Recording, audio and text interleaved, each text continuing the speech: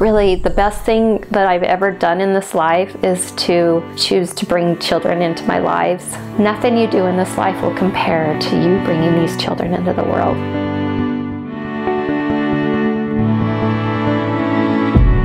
As far as my story, I'm not that private. I'm married. We've been married for 28 years and we have 6 children. We decided that when our oldest 2 kids moved out of the house, I felt like I needed more to do with my time because I wasn't working outside of the home. And my son-in-law had grown up in foster care for about 6 years. And so we had kind of a soft place in our hearts for foster care. And so we decided that we should foster children. In December of 2014, we got a call and they wanted to place a newborn baby in our house. And they called and she was 2 days old and she needed to go home that day. Everyone was really excited to have a little baby come into our home. My youngest was 11 at the time. The other crazy part was Parker got home from his mission 10 days after she was placed in our home.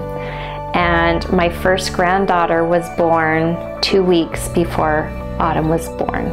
So they're only 2 weeks apart. So it was crazy, and I never had a baby like this. She was a really challenging baby. She had stomach problems and colic, and she had a lot of developmental delays. So she was challenging, but she just kind of stole our hearts, and we all just fell in love with her really quickly. I remember just being so worried that she wouldn't be placed in our home because the parents really wanted her to stay with them, and they even had relatives that wanted her. So it was a roller coaster. It was probably one of the most challenging years of my life.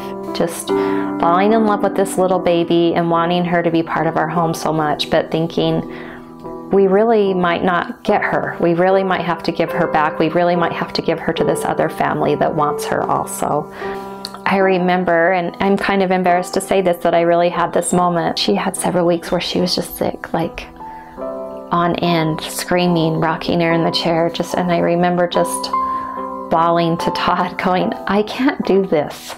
I thought I could do this, but I can't do this. And he just says, honey, do you want us to give her back? And I'm like, yes, I do. I can't do this. I thought I could do it, but I can't do it anymore. I think that was my lowest point, is when I voiced that out loud. Of course, it was just emotion talking and exhaustion. I kind of felt like a failure for a moment. I pushed through that, and the bonding and the love that has continued on from that point has just been so great that I'm so glad that I didn't give up. And we fostered her for a whole year. We adopted her when she just barely turned 1 year old. So that would have been in 2015.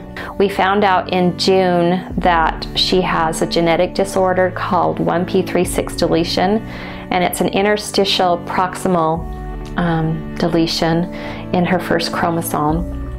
And because of that, it's kind of created her to have off behavior. She'll be 4 next month.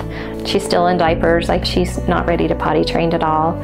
She can like look at her ABCs and know them. She knows a lot of the sounds, but I can't even get her to go to preschool. But it's fabulous because I adore her, and I feel like it's been a gift from God to be able to be her mom.